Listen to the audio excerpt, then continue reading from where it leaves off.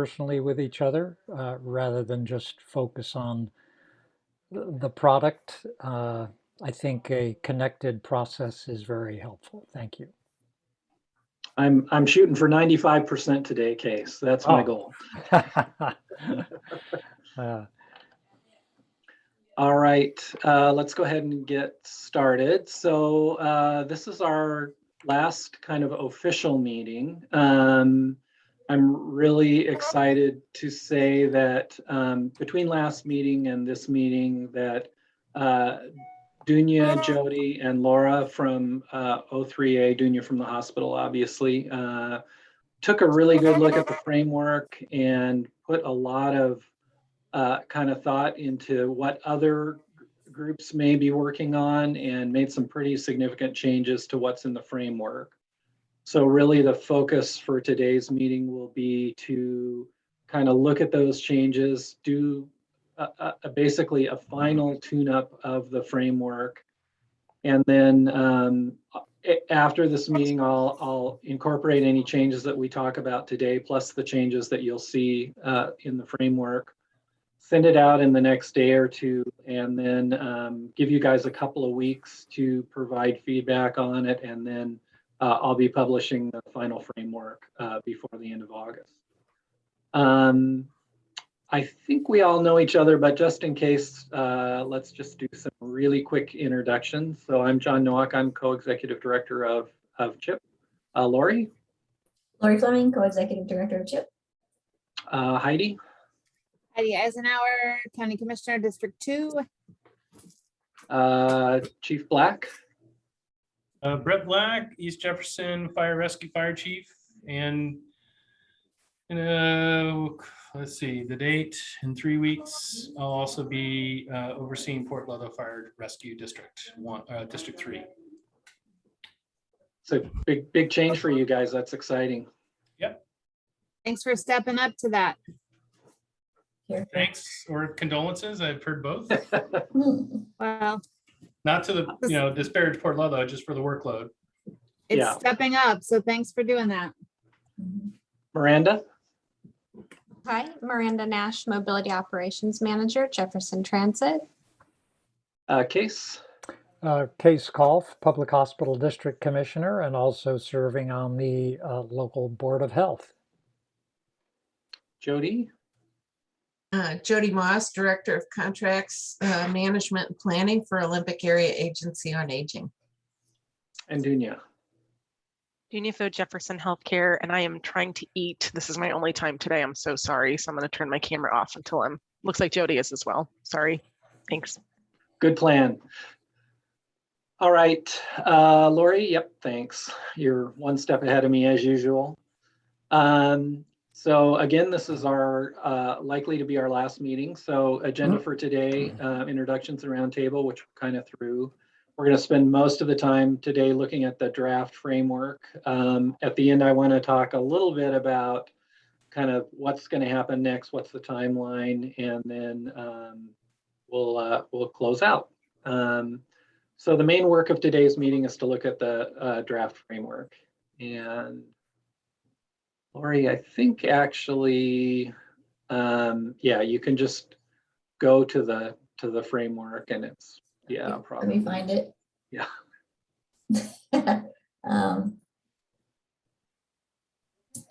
Hold on one second. I want to actually pull it up in.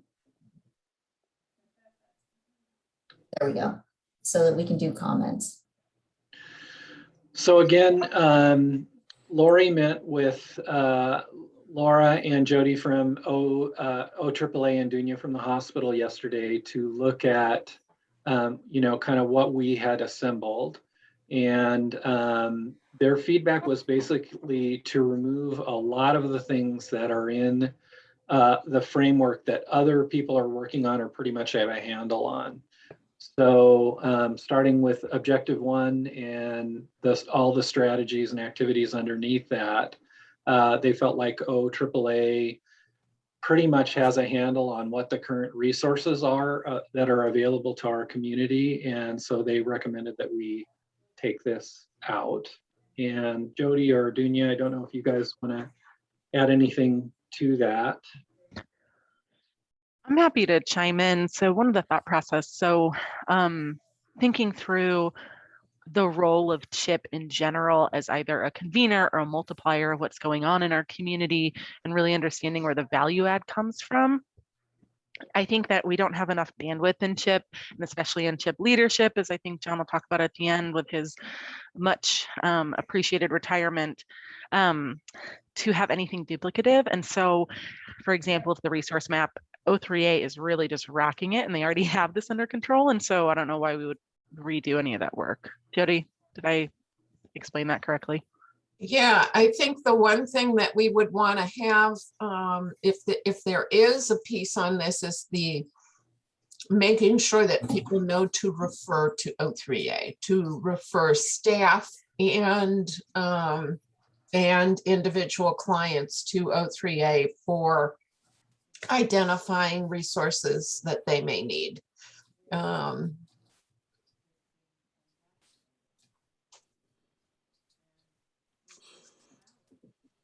So maybe that's an access to resources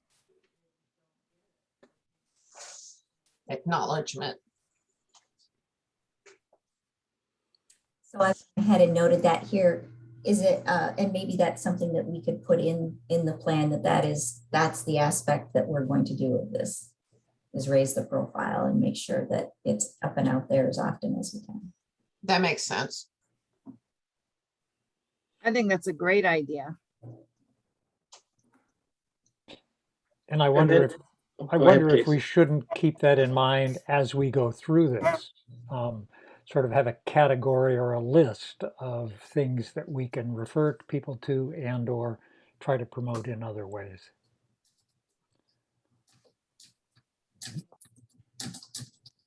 Yeah, I mean, I'm almost wondering if that becomes the objective and the strategy is to make sure that people are aware of the resources that are available. So let's keep that in mind as we go through this and talk about it and see if there are other places where there's opportunities for us to, let the community know what the available resources are. So then objective 2, which is support existing plans that strengthen senior services, that objective stayed, but the first strategy 2A, which was around improving access, was removed.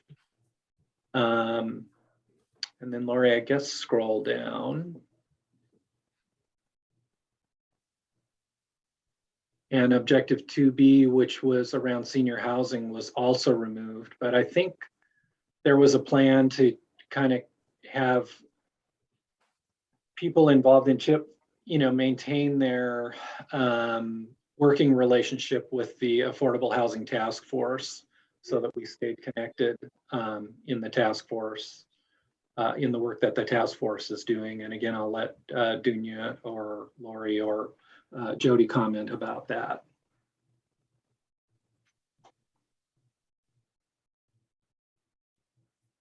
Or not.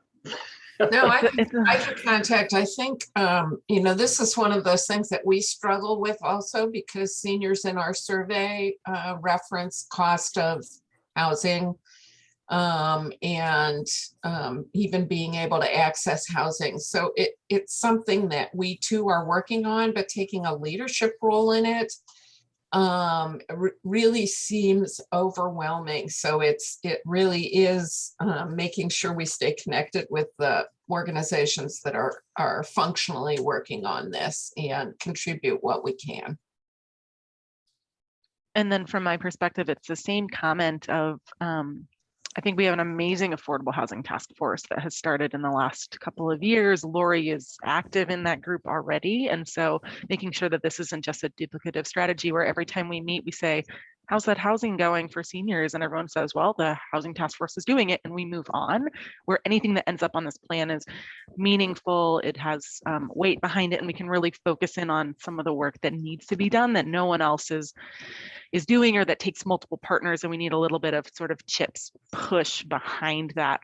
Whenever I said the term multiplier and convener, I think probably the third role is an amplifier of what's currently going on. And that's sort of what I think Jetty was asking about in the first. And so if those are the three roles that CHIP plays, then I don't think that there's a huge role for CHIP in here. And I want to make sure that the first time that, and I mean, I was 100% at fault for some of the things that ended up on the first CHIP plan around like a bad drug blog and like all this really wild stuff that was great ideas. But then it was, okay, now we have 120 strategies. How do we do anything? And we had a little bit of this like strategy paralysis. And so this will help us hopefully focus in.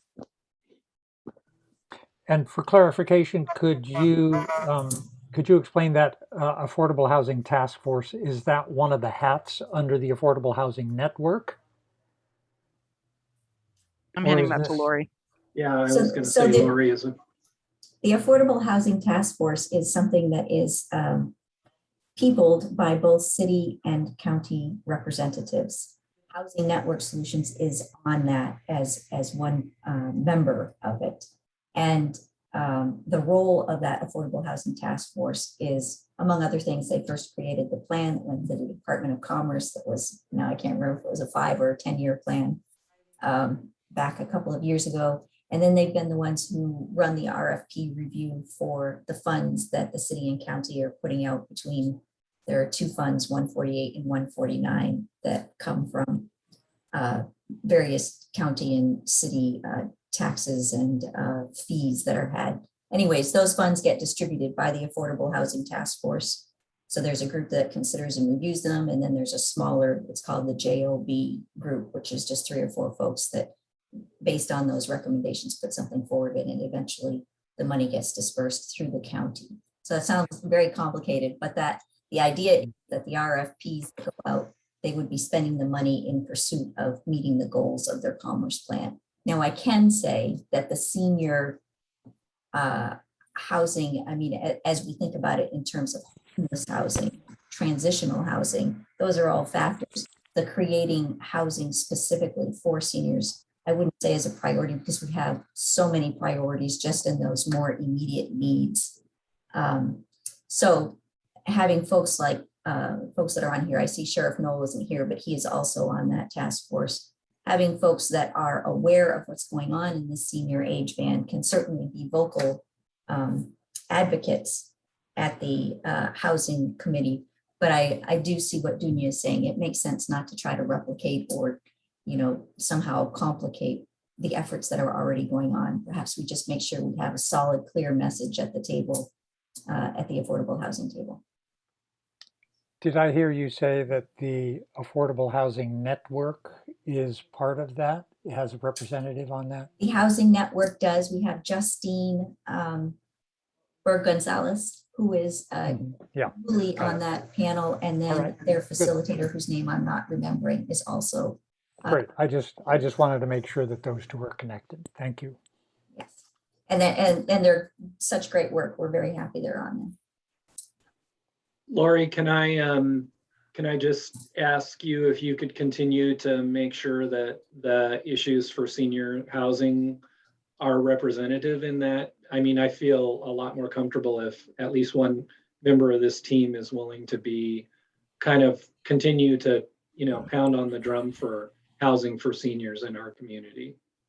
Absolutely. And between Sheriff Knoll and I, who I actually am going to see, because there's an RFP out right now that both Joe and I are on the RFP panel, I'll make sure that we put our heads together and think about creative ways we can do that, not just at the panel, but at the bigger table, so that we're directed about it.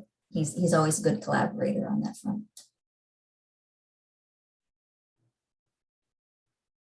All right. And then objective 2C continues, and that's working with Jefferson Transit to improve senior transportation where gaps exist. And I think, Miranda, we talked a little bit about doing some kind of a survey about senior ridership in the future, and then make sure that there continues to be representative of seniors on the Jefferson Transit Advisory Board, which right now, I think almost everybody on there is already in that category, so that's probably a good thing. Anything you want to add to that, Miranda?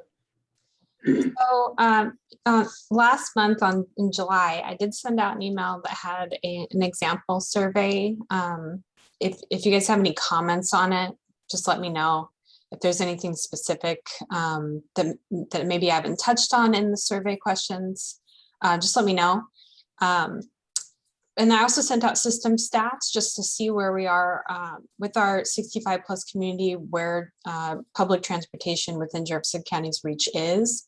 So, you know, I broke it down to a 1/4 mile radius and 3/4 mile radius. And then I also did get the dial-a-ride system stats.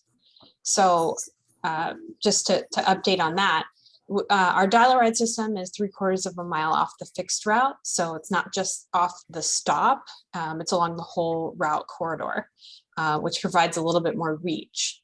So our 6-day-a-week service area, it reaches about 56% of the 65 plus population within Jefferson County. And then we also have 1-day-a-week service areas, Cape George, Cala Point, and Marrowstone Island. So our 6-day-a-week service area with the 1-day-a-week service area, we reach 70% of the 65 plus population within Jefferson County. So dial-a-ride is a little bit more reach there compared to the 52% from the 3/4 mile of regular fixed route stops.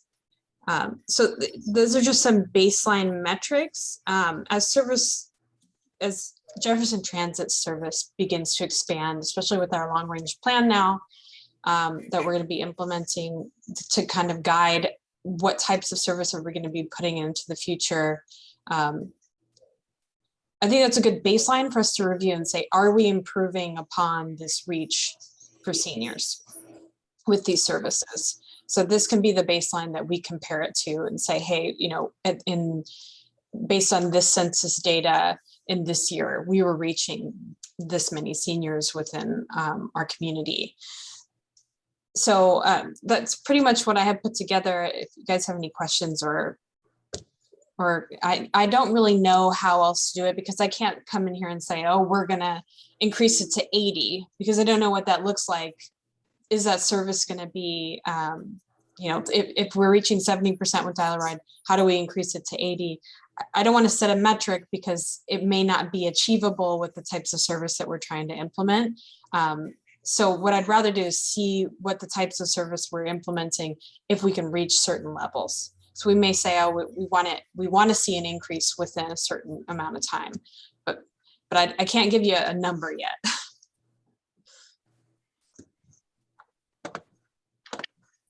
Miranda, would you be willing to send that? I believe you sent out the survey before. Would you be willing to send it out one more time just to refresh it in folks's in baskets? Yes, and I will send out the completed data. Last time I only had fixed route, so now I have the dial-a-ride service. Okay, perfect. I'm also thinking, John, when we do start meeting as a group, not just as a group creating the plan, but when we start meeting as a group, that realm of what Miranda just outlined for us is something that we could do some slides and have some initial conversation around as we start to actually work on the plan. And I'm so excited that Miranda already has that data well in the works. Well, and I think it's good to, you know, it's not only about how far Jefferson Transit is reaching into the community or, you know, what percentage of the population, but I think it's important to work closely with the, you know, information groups like O3A to provide education on what services are out there. So, you know, if it's there and they don't know about it, they're just missing out on a resource. So it's, you know, I think that's why the survey is helpful, because we can say, you know, based on their location, are they just not knowing about the service that's here and they're missing out on, you know, a resource? So I think education is another key component, and maybe even an activity for this strategy is to create an education program or even resources to partner with groups like O3A or DASH or the hospital, just to have that information there. Lori, just a couple things. Would you also put a note in there to add the available data that Miranda has to the current state? And I'll make sure I do that before next time. And I'm also, I mean, this is the second time we're kind of educating seniors about services that are available has come up, and I don't think we have either an objective or a strategy that kind of covers some kind of a campaign to tell seniors about what services are available, but I think that might be worth adding somewhere in here. So let's keep that in mind as we look at the rest of the plan. You know, John, I would say there is that, but also it's important for those of us that are working with seniors to be educated about the various resources. So, so that because we're really that organization that reaches out to the individual who's aging in place at home. And so it's important for those touch points to have more information. So, so Brett's people need to know where to refer people. Emergency room staff need to know about resources, that kind of thing too. So it's not just educating the older adult, it's us. Yeah. And if I might, I heard you say, Miranda, that you were reluctant to set a metric. What's wrong with saying that the metric will be an increase in ridership to 80% or an increase of access to 80%? Here it says data source not available. Well, we've got baseline data and we're going to have survey data. So I would encourage us to just put a metric, because this is a process metric, sending out a survey. And a process metric really doesn't tell us whether we're getting better or not. It's just a process. I'm reluctant to set a hard metric because if we implement, because the way we don't look at, okay, where the groups are and this is where we're going to put service out just based on one specific demographic. It's going to be across the board, but it will increase services to our 65 plus population. And what I don't want is to look like even if we do put in services, but we don't reach the metric that we've set, to make it look like something where it's not achievable, right? So it's hard to tell specifically where, because our county, it has such a dense area and then it spreads out very thin across Right. The more rural areas. So if we never reach 80 because the rest of the population that we're trying to reach is so far out, then it might look, hey, we're never going to achieve this. It's difficult to, especially with the census data, because it doesn't specify pinpoint specific, Yeah. It gets very wide. So I don't want to set us up for failure that we're not going to be able to do this. I think that I agree with you. It's much easier to measure success when you have a hard number. I don't know that right now I can give you a number that would be realistic. If you don't mind, I guess I see metrics not as a need to measure success, but as a need to measure what's happening and to encourage us to continue to go. And so, the metric, maybe it takes us 10 years to get to the metric. That's okay. But if we don't reach the metric next year or the year after, then we can continue to keep this on a strategy list. Because otherwise we'll say, oh, we've done the survey, wipe our hands of it, we're done, we don't need to do anything more. If that's the metric, sending out the survey, seems to me it doesn't motivate us to do much. Anyway, but I respect your it's your area, and so I respect your decision, but would encourage you to consider a metric. I think- Miranda, what about like a 5% increase? I think You know, that would be good, where we could say that maybe we have a stretch goal. Like you're saying, is that maybe it takes us 10 years to get to 80%, but maybe Yeah. we have a stretch goal there. I guess what I'm saying is just to say that we want to see an increase.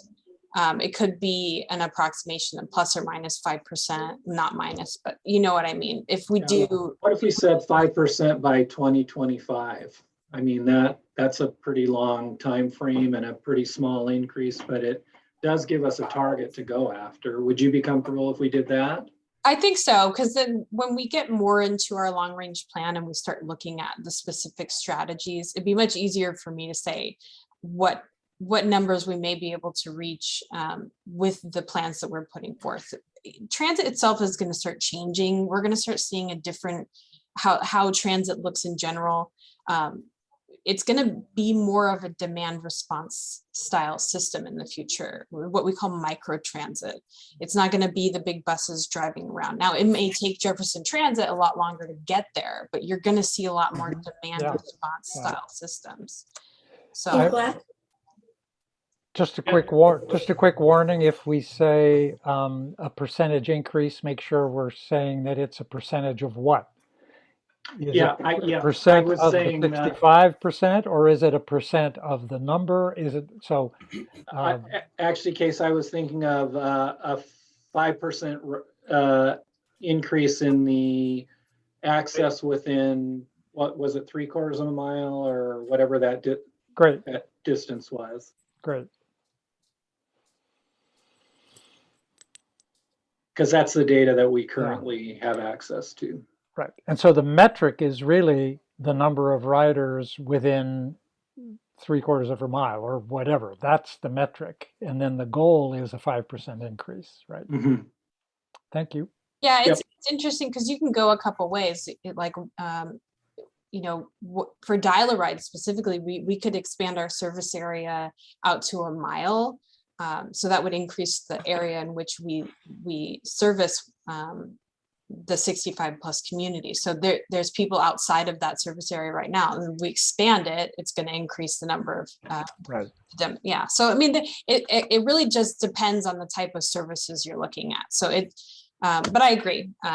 I think I'm gonna put something together and then I'll send it to you to look at to make sure you're comfortable with it. Okay. You good with that? Yeah, that sounds great. Okay. Hey, Before Miranda, we- I have one quick question. Do you guys keep track of how many calls you get for a dial-a-ride from outside your service area? We write down all of we have a comments database. So when they call and they submit a comment on record, I do get applications, but eligibility for dial-a-ride it's not based on your residency. It just means that we wouldn't serve your house. So even if you're outside of the service area, you could still be eligible for dial-a-ride. But in some cases, there are people who apply who we don't service their residents, but they could use it. Yeah. Hey, Black? Yeah, a comment for the metrics discussion and then a suggestion also, but metrics are important for setting goals for various reasons. But the one thing I'll kind of caution you guys on, and using the fire department example, is prior to 2019, the industry was seeing about a 3 to 5% increase in call volume per year. And that, in 2020, we did about 4,300 calls. And then all of a sudden, everything stopped. And so setting arbitrary, and that's what we're talking about, because it is arbitrary metric goal for service from the fire and EMS side is kind of self-defeating, because we don't know what's going to happen in society, the hypothetical pandemic, whatever. And so the metrics that we use that might be relevant and even more appropriate for dial-a-ride and other senior services is for the response metric, meaning how long did a person wait for a ride? What is the geographic saturation, which we call unit reliability, to where what happens when we have multiple units that are on calls at the same time for longer than a certain duration, And those are triggers that we use to recommend additional staffing and engines in the industry. And then maybe there's an opportunity to kind of do the same thing for transport, just to steal that model. And then the other thing I wanted to point to is that might be useful to also have some sort of metric for outreach. And the example I'll use is, as most of you know, we do interfacility transports. We transport from Jefferson Healthcare to assisted living residences throughout the county and outside the county. And it might be useful to track the outreach and the education element that Dial-A-Ride does and other services that are similar, to really keep refreshing the message of what's available, because they're calling us for a ride home from, you know, their doctor's appointment. The nurses are in a habit of doing that, and they have no medical necessity whatsoever, but it's tying up a paramedic ambulance. They can't go on a 911 call when they have grandma or grandpa in the back.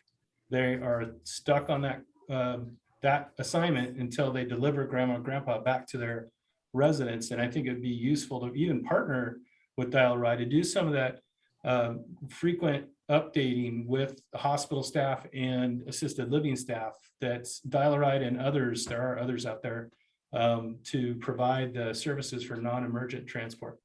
So Chief Black, I talked to the house supervisor after you mentioned this last conversation. All of our house soups, our nurses, our staff are well aware of Dial-A-Ride.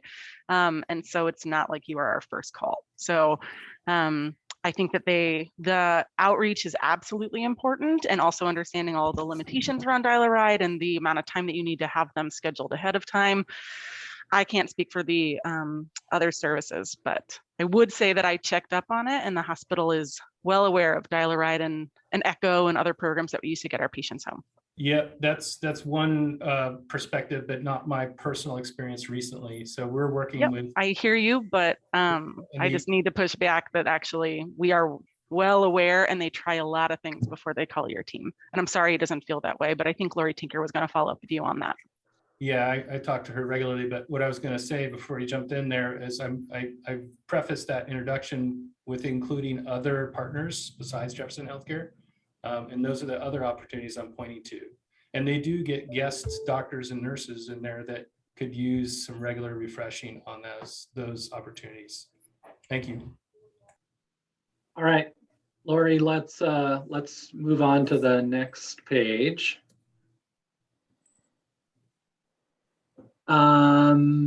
So this is under the same goal. And so again, the discussion from the group that met yesterday was to remove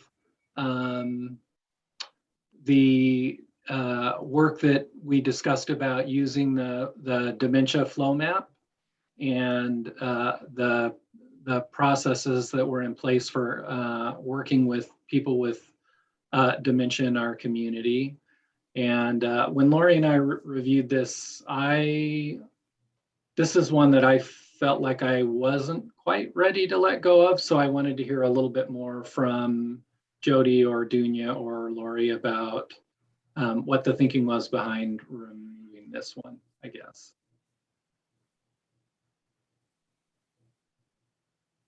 I have no problem with keeping this one in. And I would also add in here, because it's so relevant to this care service, is the new palliative care roadmap. So these are both, I just think they're such important resources that I would have no problem with leaving this one in. Where we got to yesterday was just the bandwidth issue, that the hospital doesn't have the capacity to be responsible for implementing the dementia roadmap. And we wouldn't want to be held to this, especially whenever we look at the other new addition that we had added on there. If O3A feels like they can sort of drive this from a community standpoint along with CHIP, then I think it's an amazing resource that we should absolutely consider for our community, because it's wildly important, but we can't. I'm worried about bandwidth.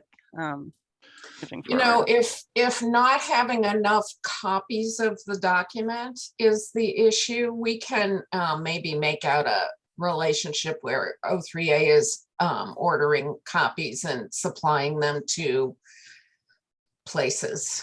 That may be a possibility. I'm not sure that I heard that it's the copies that's a problem, as it is the general bandwidth to be responsible for it. Is that what I heard you say, Dunya?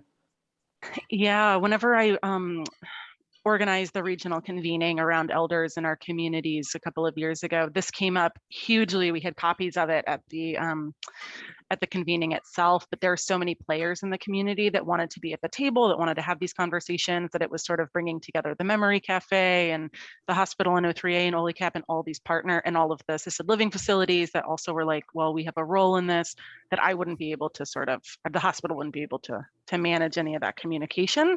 So that's sort of was my concern. But Jody, I think if O3A can play sort of a role in that in leadership and helping drive.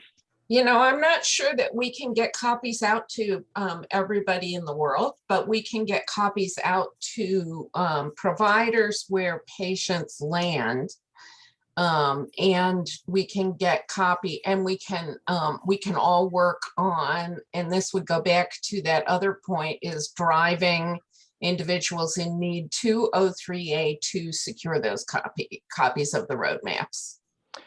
Could I ask just a quick question? Are we talking about just getting a document to these residents, or are we talking about having these residents comply, fill out, and have a specific roadmap for themselves? It's a document.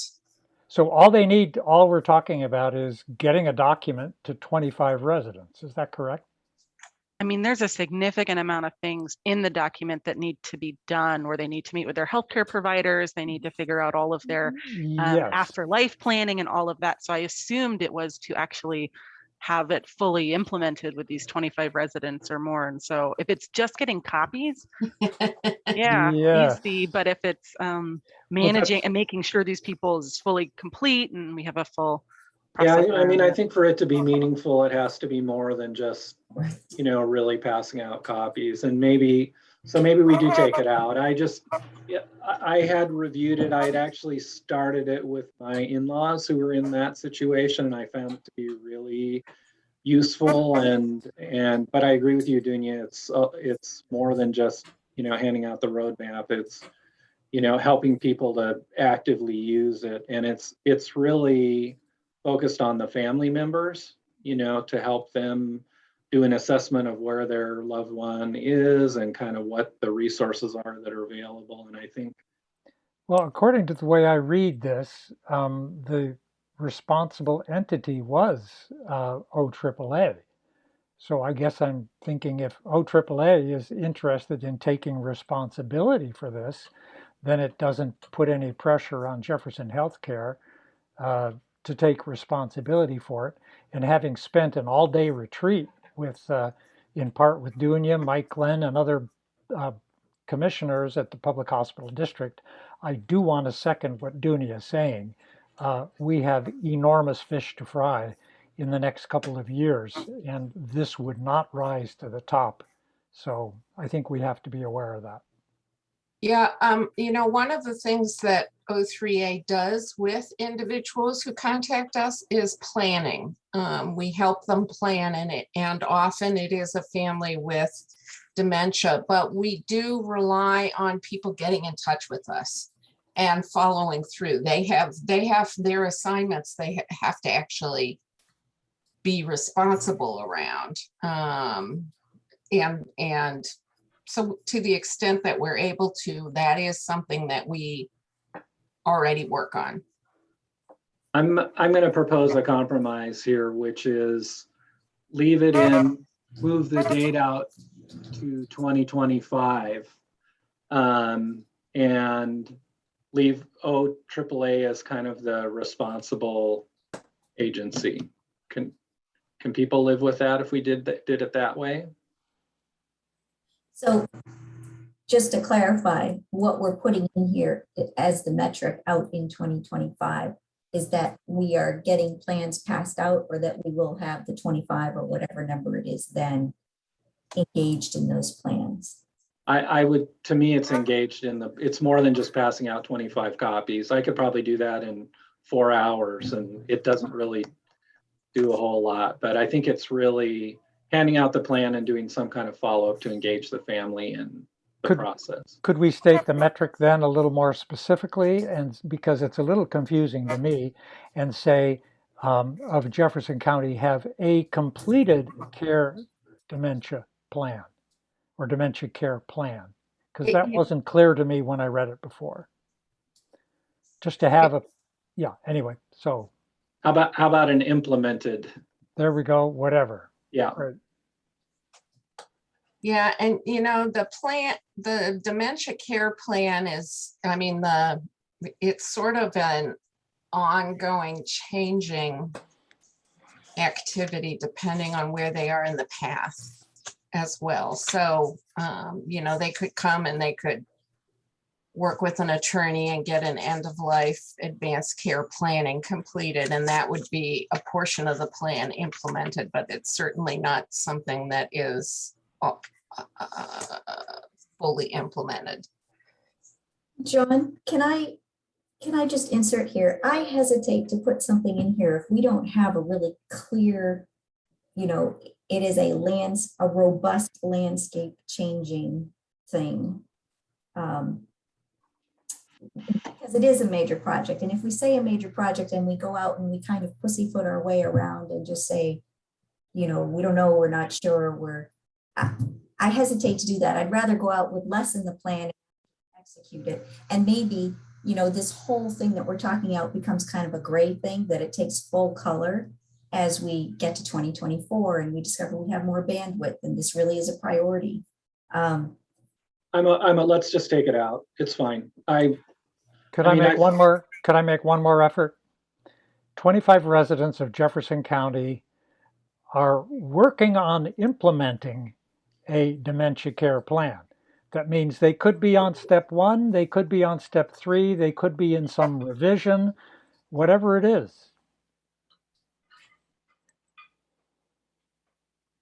Lori, does that address your concern, or are you still anxious about it? Case, could you just say that the little wording change that you had, can you say that one more time? 25 residents of Jefferson County are working on implementing a dementia care plan. Could be the first day, it could be their 100th day, it could be halfway implemented, but they're working on it, and Okay. different. You feel better about that. And I want to confirm with O3A and Jefferson Healthcare that you're okay if CHIP is kind of doggedly coming back to you to confirm or, to see how far we are against that metric. I don't want to make you guys feel like I'm asking for information that you never agreed to be providing. So that's essentially what we're negotiating right now. I think that's fine from our perspective. Okay. And I hear, Case, your sense is it's fine from the hospital's perspective. Well, if OAAA is doing the tracking, then if all we need to do is respond to. Is get your information to Yeah. O3A. Yeah. Okay. All right. All right. Does that sound okay, Dunya? Yeah, I think so. I mean, we're taking care of these patients. And so that's a lot of the checklist that they'll be working on is getting OT and everything from us. So that makes sense as long as O3A is driving. That feels good. Great. Thanks Okay. on that one. Thank you, Case. You have that wording in there somewhere, right, Lori? Yes, I've got it right here. at Okay, the end. perfect. And then strategy 3A, work with local agencies like Jefferson Healthcare on a palliative care program. And we basically took that one out, or the group that met yesterday felt like we should take that one out. And I think the rationale behind that is that JHC is already working on it, so we don't really need to track it here. Can I just say, I just appreciated that process. I know I sat quietly over here on the corner, but Mhm. that was good process, people. Thank you. I wanted to give John a parting gift. Thank you. Who knows? I might be one of those 25 people. No. Mhm. So the next one is the fraud, kind of anti-fraud campaign. And one thing I did add between last time and this time is there is numbers now from both Jefferson County and from Port Townsend Police. And the numbers are actually pretty compelling. So Port Townsend Police Department, 18 cases with seniors in 1 year. Jefferson County had 65 fraud cases, but it wasn't broken down by age. So we don't know how many were seniors, but I know seniors are, at least in the city of Port Townsend, they were about 30 or 40%. So if you assume the same thing in the county, it's over 20 to 25 that would be affected. So it seems like kind of an important thing. And this, again, you know, a lot of the resources are there. So a big part of it is around educating the community about the resources that are available. So Don, did we ask the county to track ages of report? he was going to have his numbers guy see if he could do any further breakdown. And I Okay. haven't received that information back, but Sheriff Noel was going to try to see if he could break it down by age. Great. And you know, these numbers represent way more people, because most people don't report their experiences because it's either with family or they're too embarrassed. So I'm feeling like a good one to leave in there. And again, this is another education one. So I think we have to think about how to do that. And then Could I recommend that we find a metric that's an outcome metric and not a process metric? So we could say a 10% reduction in fraud cases, since we do have Sure. some data. Yeah, I think that's reasonable. Yep. Thanks, Case. So the next one is around implementing a community-wide risk reduction plan. And I'm sorry, but could one of you kind of comment? So replace this with a more general framework and the more specific framework around adult services. Yeah, I'm happy to talk about this. This felt a little bit like the miscellaneous category, where it was just sort of a catch-all. If you look at the activities, it was like investigating programs like community paramedicine, supporting some efforts that are going on, investigating Use Jefferson Fall program and other fire districts. And so that felt very squishy for what we wanted. And what it turned out being, which is with the next strategy 3D, which no one has seen yet, is that we actually had a lot of synergy and a lot of movement behind an adult day services program. And so that was something that we thought could actually take the place of what we're doing. Is we are promoting current opportunities around programming. We are amplifying what's currently going on, making sure we're getting folks into that. And then the few new activities that we want to work on are really a little bit more than just 5% baked, which is what especially the community paramedicine one was. So, which is a bummer, because that was like my big excitement after the convening, but I feel really good about adult day services and partnering with OLICAP and O3A and whoever else wants to be at the table around that. Okay, that's great. Thanks, Dunya.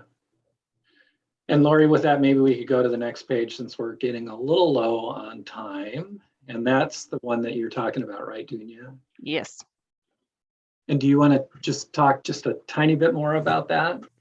Sure. And I'm highly aware that Dr. Molly Parker is sharing my office today, and she hasn't heard about it yet, but I hope she'll be excited whenever she overhears my conversation because this is a population health thing that we've been working on for a long time. But we have been working ideally looking at an intergenerational program with childcare and adult day health specifically in the community to take care of what I've been terming just two issues that really need to be addressed and that could really overlap well. So complementary tragedies. We have got a lot of movement recently on the childcare side and not a ton on adult day health, although it turns out that OLICAP is interested in looking at replicating a program that they have out in Clallam, which is a music therapy program. It also has adult daycare in it. Adult day health is a little bit different, but what we discovered is that there is some synergy around sort of addressing adult day services to some capacity in our community, which we have a serious dearth of here. And it is huge huge, both for our patients, our community members, and especially their caregivers from a respite perspective.